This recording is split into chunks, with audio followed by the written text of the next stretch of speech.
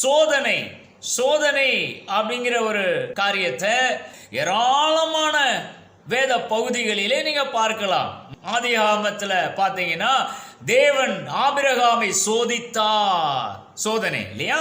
தேவன் ஆபிரகாமை சோதித்தார். அதே போல புதிய ஏற்பாட்டுல யாக்கோபு எழுதின நிருபத்துல வாட்ச் பாத்தீங்கன்னா சோதனையை சகிக்கிற மனுஷன் பாக்கியவான், அவன் உத்தமன் என்று விளங்கின பின்பு அவனுக்குன்னு வைக்கப்பட்டு இருக்கிற ஜீவ கிரீடத்தை அவன் பெற்றுக்கொள்வான் அப்படிங்கிற மாதிரி ஒரு வசனத்தை நீங்க அங்கே பார்க்கலாம். அப்போஸ்தலனாகிய பவுல் கூட பாத்தீங்கன்னா ஏராளமான இடங்களில் இந்த சோதனையை குறித்து அருமையான ஒரு விளக்கத்தை சொல்லக்கூடியவராக காணப்படுகிறார்.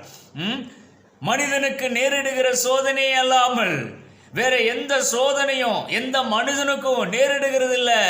ஒரு குறிப்பிட்ட காலம்தான் சோதனை.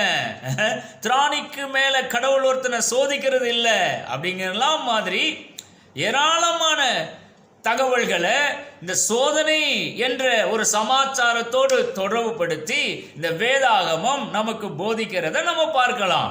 தமிழ் வேதாகமத்துல எல்லா விதமான சோதனைகளுக்கும் சோதனை சோதனை அப்படிங்கிற வார்த்தை தான் கொடுக்கப்பட்டு இருக்கிறது.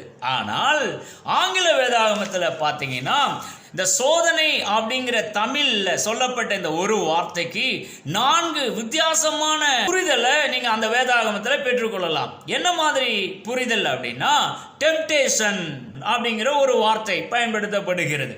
இரண்டாவது, டெஸ்டிங், காட் டெஸ்டட் ஆபிரகாம். மூணாவது வார்த்தை, தேவன் எவன் மேல பிரியமா இருக்கிறாரோ அவனை சிட்சிக்கிறார் அப்படின்னு தமிழ்ல எபிரேயர் நிருபத்துல பவுல் சொல்லுகிறார். சிட்சை அப்படிங்கிற ஒரு தமிழ் வார்த்தை, சோதனைக்கு ஈக்குவலண்டாக சொல்லப்படுகிற இன்னொரு தமிழ் வார்த்தை சிட்சை. ஆனா ஆங்கில வேதாகமத்துல பாத்தீங்கன்னா அந்த சிட்சைக்கு இணையான ஆங்கில வார்த்தை டிசிப்ளின். நான்காவது வார்த்தை தமிழ்ல உபத்திரவம், பாடுகள். ஆங்கில வேதாகமத்துல பாத்தீங்கன்னா இந்த மாதிரி பாடுகள், உபத்திரவம், இந்த காரியங்களை எல்லாம் குறிக்கக்கூடிய ஒரு வார்த்தை ட்ரையல் அண்ட் ட்ரிபுலேஷன். இந்த சோதனை அப்படின்னு ஒரே வார்த்தையை பொதுவா தமிழ் வேதாகமத்தில் பயன்படுத்தப்பட்டிருக்கிறதுனால அநேக தேவனுடைய பிள்ளைகள் ஒரு தவறுதலான புரிதலுக்குள்ளாய் வழிநடத்தப்படுவதற்கு வாய்ப்புகளாய் அமைந்து விடுகிறது. இந்த 4 வார்த்தைகளுக்குள்ளும் இருக்கிற வித்தியாசங்களை நம்ம தெரிந்தவர்களாய் காணப்பட வேண்டும். Temptation is different from testing and temptation testing are different from discipline. அந்த 3 வார்த்தைகளும் trials and tribulation ஓடு வேறுபட்ட வார்த்தைகள்.